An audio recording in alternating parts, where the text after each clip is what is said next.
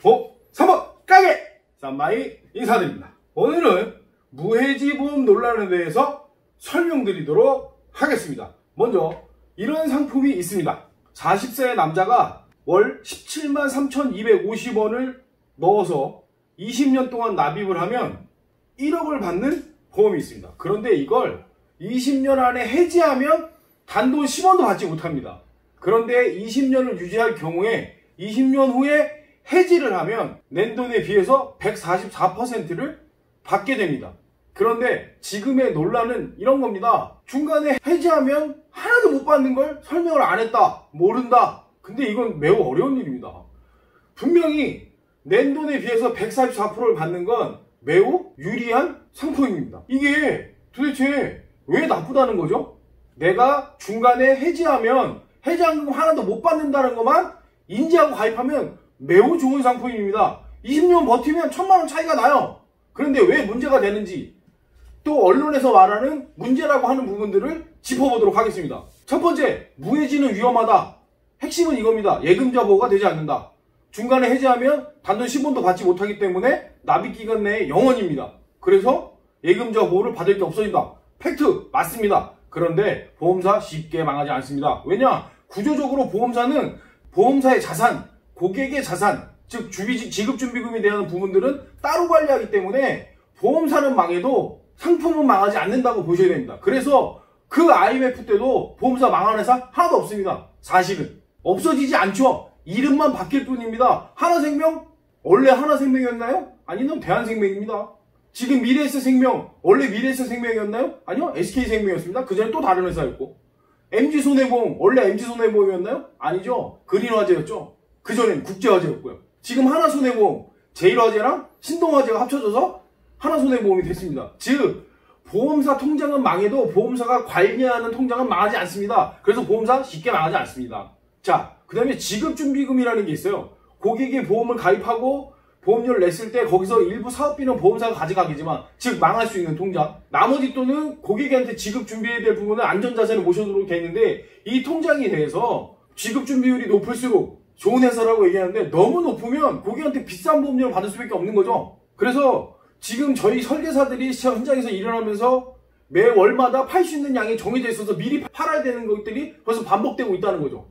그 얘기는 즉 보험사들이 지급준비율이 망가지지 않도록, 보험사가 망하지 않도록 준비를 하고 있다는 얘기예요. 그래서 쉽게 망한다는 얘기를 쉽게 하면 안 됩니다.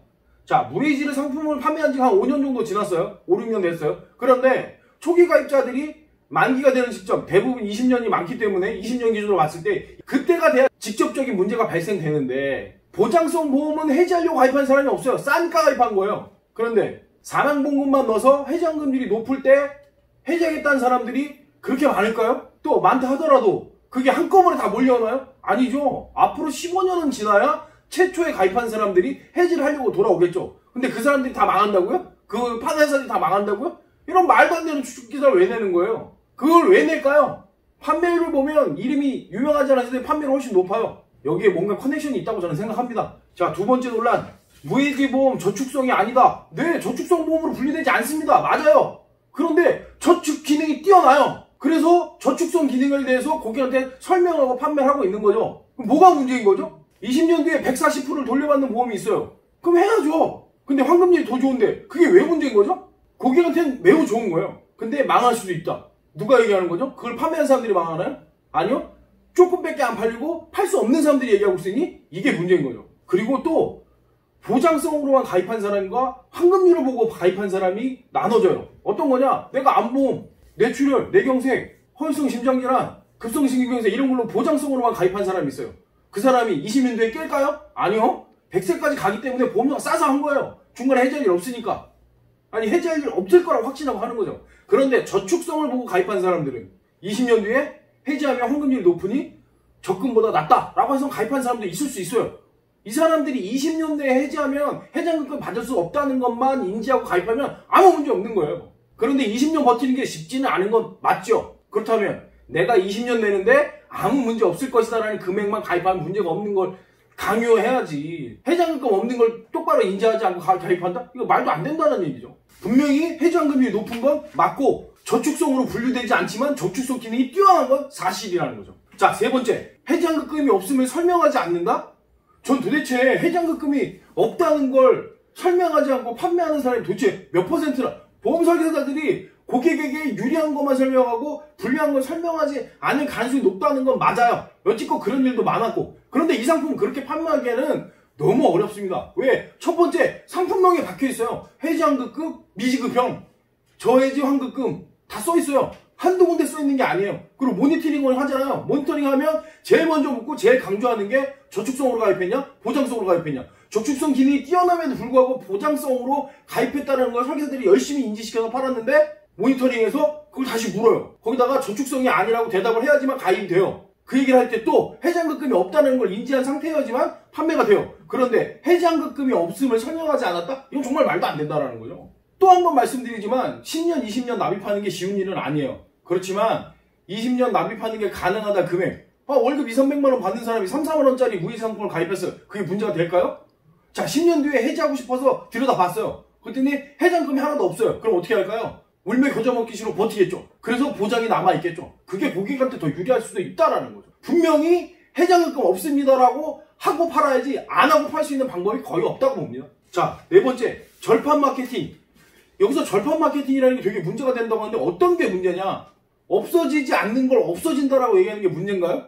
그건 문제죠. 그런데 없어지는 걸 없어진다고 말하는 게 문제인가요? 그건 문제가 아닙니다. 지금 구조가 어떻게 바뀔 것이냐? 환급률이 낮아져서 저축성 기능을 떨어뜨리고 그 대신에 보험료를 더 낮춰서 저축성 기능을 없애겠다라는 거거든요. 자, 그렇게 되면 아까 말씀대로 보장성을 가입하려고 하는 사람들, 암보험, 뇌혈관 허혈성 이런 보장성을 가입하는 사람들은 보험료가 더 싸지겠죠. 중간에 해지환급을 노리고 가입하는 게 아니기 때문에.